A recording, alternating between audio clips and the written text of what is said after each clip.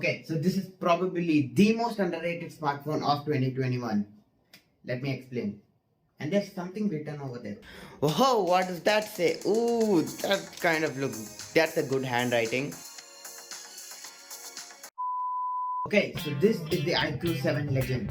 So this phone comes with the fastest UFS 3.1 storage. It comes with a 66 watt charging brick and it can charge your phone within 30 minutes. I mean, it is charging a small battery that is around 4000 milliamp hour. I will talk about that later. But 30 minutes, under 30 minutes, that's really impressive. And this is a gaming phone. And you know that the gaming phones usually have bad cameras, right?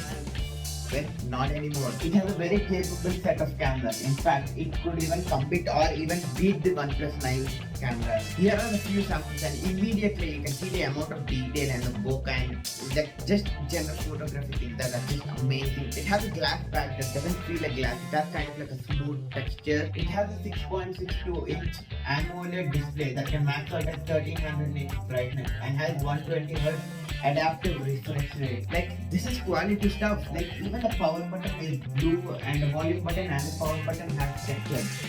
It's clear that there's a lot of time put into making this phone. It has a vapor chamber to keep your phone cool. It is a gaming phone, so it does have a Snapdragon 888 and it has gaming modes which give you gaming features. It does have gaming features like blocking calls, have pressure sensitive screen, it has an eagle eye view. For those who don't understand what the eagle eye view is, it just increases the saturation and the contrast so you can see the surroundings and players better. It can turn a 60 FPS game into a 120 FPS game. And the most impressive feature about this phone is that it can stand by itself because it has a flat top and a flat bottom, so it can easily stand by itself. It's more stable than my channel's views. Why am I happy about that? And you get all of that for 40,000 rupees for the base model with 8 gigs of RAM and 128 gigs of storage. So what are you losing upon? Well, not much. There is no wireless charging, but wired charging is way faster and way more efficient than wireless charging. So we can give that a pass. Now it does have a 4000 milliamp hour battery, which for a gaming phone is kind of small. Like, now this does come down to personal preference. For example, if you want faster charging, you have to give up battery space because you have to remember, if you want to charge your phone faster, you got to divide the batteries into two sections so both of them can charge simultaneously and charge faster. That's exactly what the OnePlus did, and the same thing is happening right here.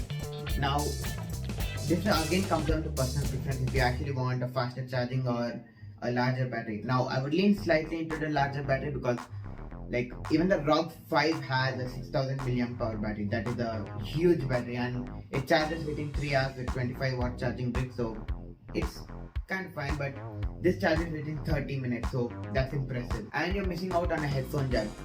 Great, that's what we wanted. A gaming phone without a headphone jack. So why are more people not talking about this smartphone? I mean, it's clearly a good phone, right? I mean, yes, it is a good phone, but why are more people not talking about it? Like, I literally showed this phone to some of my friends and they didn't even know iQOO was a brand. And they still knew that Nokia made smartphones. The smartphones are bad.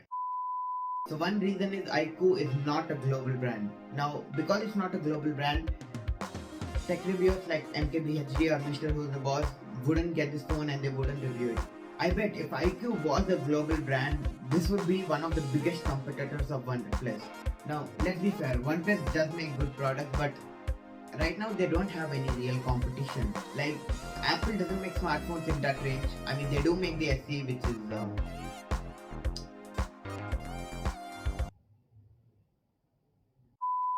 and Samsung smartphones in that range do get destroyed.